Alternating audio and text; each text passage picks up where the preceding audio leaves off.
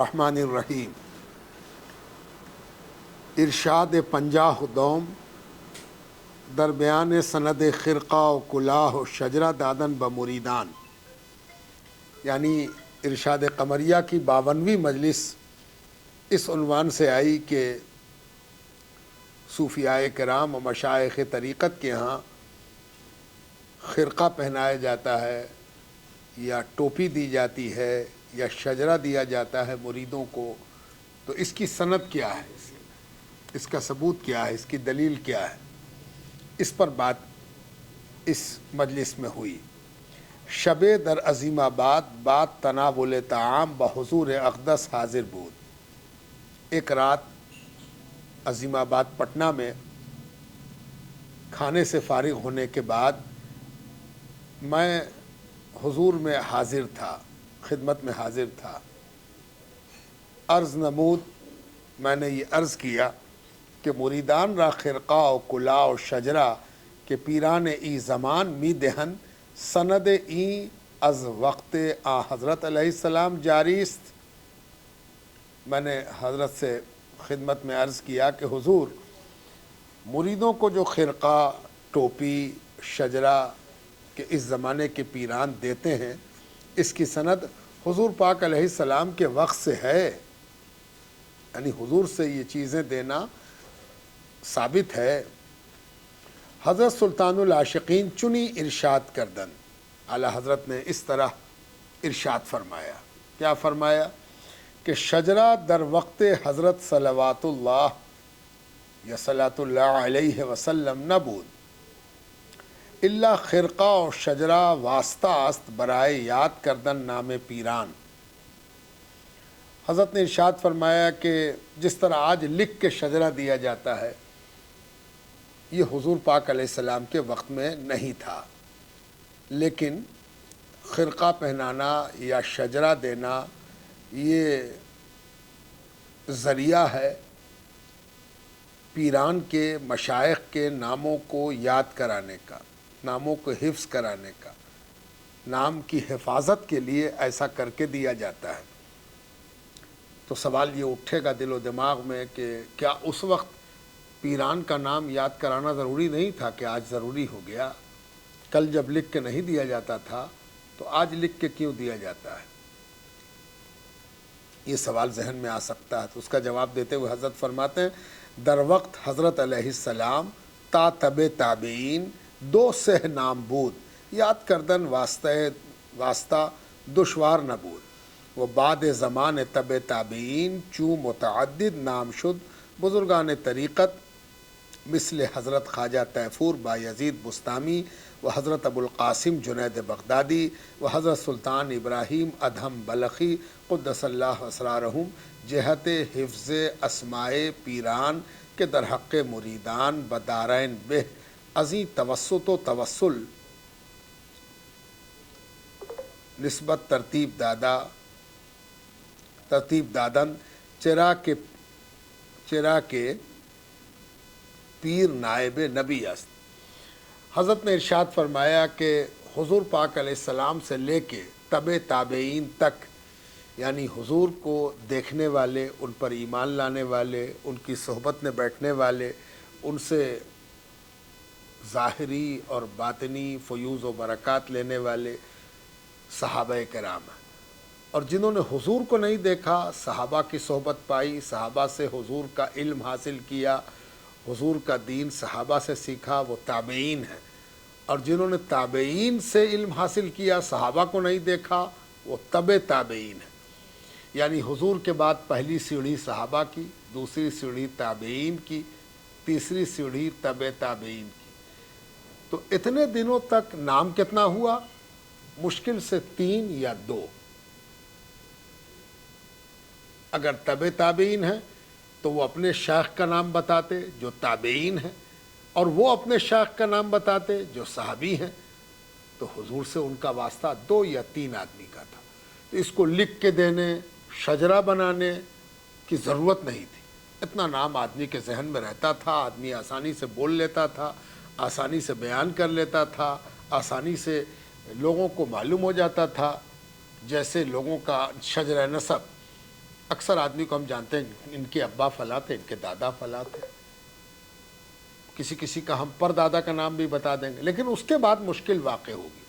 اس کے بعد اس کی ضرورت پڑے گی کہ پوچھا جائے، کہیں پر لکھا ہوا ہے، کوئی کاغذ میں ہے، کسی کتاب میں ذکر آیا ہے، لیکن 2-3 پیڑھی آدمی کو یاد رہتی ہے، اور 2-3 پیڑھی اپنی بھی اور دوسروں کی بھی آدمی یاد کر لیتا ہے، اس کو ذہن میں رہتا ہے، اس کو لکھنے، بیان کرنے، یاد کرانے کی کوئی ضرورت فطرتاً نہیں ہے۔ تو اگر کوئی کہے کہ حضور کے وقت میں شجرہ نہیں تھا، تو نہیں ہونے کی وجہ یہ ہے کہ اسما کی کمی تھی، حضور سے سیدھے فائدہ لوگوں نے اٹھایا تھا، تو ان کو کون سے شجرے کی ضرورت تھی؟ وہ تو کہتے تھے کہ حضور سے ہم نے یہ سنا ہے، حضور پاک علیہ السلام نے ارشاد فرمایا ہے، حضور فلاں جگہ تھے، میں فلاں جگہ تھا، حضور کے داہنے میں تھا، حضور کے بائیں میں تھا، حضور کے آگے میں تھا، حضور کے پیچھے میں تھا، تفصیل بھی بتا دی، حضور کا ذکر بھی کر دیا۔ صحابہ کرام سے تابعین نے سنا تو حضور کے بارے میں خود بتایا، تابعین نے تابعین کو بتایا، اس لیے وہاں پر شجرہ اور نام اور اس کی ضرورت نہیں تھی، اسی لیے نہیں پایا جاتا ہے۔ جب ناموں کی کثرت ہو گئی، جنید بغدادی تک نام لمبا ہو گیا، مثلا حضرت جنید بغدادی خلیفہ ہیں، مرید ہیں، صحبت یافتہ ہیں، اپنے ماموں سری سختی تعلیم یافتہ ہیں، حضرت معروف کرخی کے، معروف کرخی نے صحبت پائی ہے امام علی موسیٰ رضا کی، انہوں نے صحبت پائی ہے امام موسیٰ کاظم کی، انہوں نے صحبت پائی ہے امام جعفر صادق کی، انہوں نے صحبت پائی ہے امام محمد باقر کی، انہوں نے صحبت پائی ہے امام زین العابدین کی، انہوں نے صحبت پائی ہے امام حسین کی، انہوں نے صحبت پائی ہے مولا علی کی، اور وہ حضور پاک علیہ السلام کے خلیفہ، شاگرد، تلمیذ، صحبت یافتہ ہیں۔ اب آپ نے دیکھا کہ کتنا نام ہو گیا، سری سختی، معروف کرخی، امام علی رضا، امام موسیٰ کاظم، امام جعفر صادق، امام باقر، امام زین العابدین، امام حسین، مولا علی، حضور پاک علیہ السلام، 10 نام ہو گئے۔ اب یہ 10 نام آسان نہیں ہے کہ سب کو ازبر ہو جائیں اور ذہن میں رہیں، اسی لیے اس بات کی ضرورت پڑی کہ یا تو ان ناموں کو یاد کرا دیا جائے، یا لکھ کے دے دیا جائے کہ تم تک جو بات پہنچی ہے وہ ان 10 لوگوں سے گزر کر پہنچی ہے، تم تک جو طریقہ پہنچا ہے اس طریقے کو تم سے پہلے 10 لوگوں نے اپنایا ہے، یہاں تک کہ حضور صلی اللہ علیہ وسلم تک یہ سلسلہ تمام ہوتا ہے۔ یہ شجرہ تھا جس کی ضرورت 10ویں پشت میں آ کے محسوس ہوئی کہ اگر اس کو نہیں زبانی یاد کرایا گیا یا لکھ کے دیا گیا تو دھیرے دھیرے یہ ربط ٹوٹ جائے گا۔ اور آپ جانتے ہیں کہ کسی چیز کے ملکیت ہونے یا کسی چیز پر دعویٰ کرنے کے لیے یہ ضروری ہوتا ہے کہ یہ بتایا جائے کہ یہ چیز ہم کو کس سے ملی۔ اگر بتانے والا یہ نہ بتا سکے کہ یہ چیز یہ میرے پاس ہے، بھئی آپ کے پاس کہاں سے آئی، اگر ہم یہ نہ بتا سکیں تو یہ چیز میری نہیں مانی جائے گی۔ یہ دنیا میں ہر زمانے میں ہوا ہے، آج بھی ہو رہا ہے، اور اسی لیے جو طریقہ صوفیوں کا تھا اس کے لیے شجرہ ضروری تھا تاکہ یہ پتہ چل سکے کہ کوئی عمل یا فکر یا سوچ یا طریقہ جو ہم تک پہنچا ہے وہ ان بزرگوں سے گزر کر پہنچا ہے۔ تو جب شجرے کی ضرورت پڑی تو شجرہ سامنے آیا، جب شجرہ نہیں تھا تو اس کی ضرورت نہیں تھی۔ اس لیے یہ کہہ دینا کہ ان کے وقت میں شجرہ نہیں تھا اس لیے یہ بدعت ہے یا نئی چیز ہے، یہ نہ سمجھنے کا نتیجہ ہے، غیر علمی بات ہے۔ علمی اعتبار سے جب اس کو دیکھا جاتا ہے تو جب اس کی ضرورت محسوس ہوئی تو یہ چیز موجود پائی گئی۔ کن کن لوگوں نے اس کو رائج کرنے میں کلیدی رول ادا کیا؟ حضرت تیفور بایزید بستامی، حضرت ابو القاسم جنید بغدادی، حضرت سلطان ابراہیم ادہم بلخی، یہ وہ بڑے بزرگان دین ہیں جنہوں نے ناموں کی حفاظت، جس واسطے سے ہم کو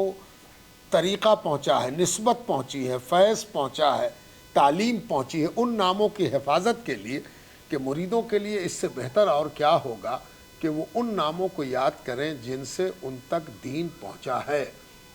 بالکل اسی طرح جیسے حضور صلی اللہ علیہ وسلم کا ذکر صحابہ اٹھتے بیٹھتے کرتے تھے، حضور کو کرتے ہوئے دیکھا، حضور سے سنا ہے، حضور موجود تھے جہاں یہ بات ہوئی۔ ٹھیک اسی طرح ایک مرید کے لیے یہ لازم ہے کہ وہ اپنے شیخ اور شیخ کے شیخ کا ذکر اپنے ہر عمل کی سند کے طور پر لائے، کہ میرے اس عمل کی سند، میرے اس عمل کا ثبوت، میرے اس عمل کی دلیل یہ ہے، ہم تک جو عمل پہنچا ہے وہ میرے پیر سے پہنچا ہے، میرے پیر کے پیر فلاں تھے، ان کے پیر فلاں تھے۔ اس لیے یہ ضرورت سمجھتے ہوئے اور اس کو یہ جانتے ہوئے کہ مریدوں کے لیے یہ چیز اسی طرح بہتر ہے جیسے صحابہ کرام کے لیے بہتر تھی کہ حضور کا تذکرہ وہ ضرور کرتے تھے، یہ نہیں کہتے تھے کہ ہم اس کو پسند کرتے ہیں، نہیں، حضور کو کرتے ہوئے دیکھا ہے۔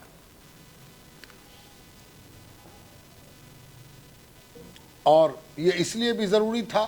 کہ جو پیر ہیں، شیخ ہیں، چاہے آج سے 200 برس پہلے ہوں، 400 برس پہلے ہوں، 800 ہوں یا 1000 برس پہلے ہوں یا 1200 برس پہلے ہوں، وہ نائب نبی ہیں، اپنی کوئی حیثیت نہیں ہے پیر کی۔ پیر کی ساری خوبی اس لیے ہے کہ وہ نبی کا نائب ہے۔ مرشد کی خوبی اسی لیے ہے کہ ہم جس زمانے میں ہیں، اس زمانے میں نبی کی نیابت میرے شیخ کے ہاتھ میں ہے اور شیخ نائب نبی ہے۔